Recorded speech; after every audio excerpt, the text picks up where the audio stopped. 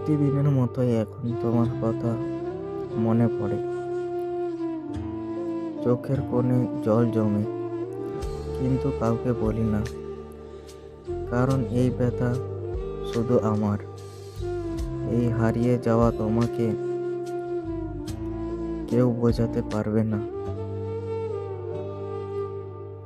তুমি জানো প্রিয়, তোমাকে হারিয়ে আমি শুধু একজন মানুষকে হারাইনি, আমি হারিয়েছি আমার নিজের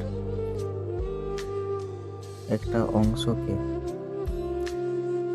তোমার সাথে জড়িয়ে থাকা হাজারো স্মৃতি, না বলা অনুভূতি,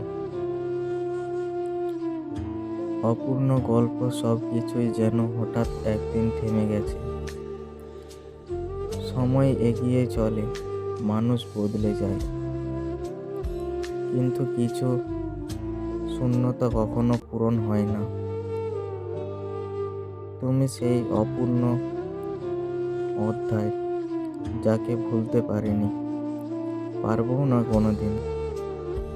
তুমি আমার জীবনের সেই ব্যথাময় সুন্দর স্মৃতি, যা একদিন কষ্ট দেয়, আরেকদিকে ভালোবাসার গভীরতাটাকে মনে করিয়ে দেয়।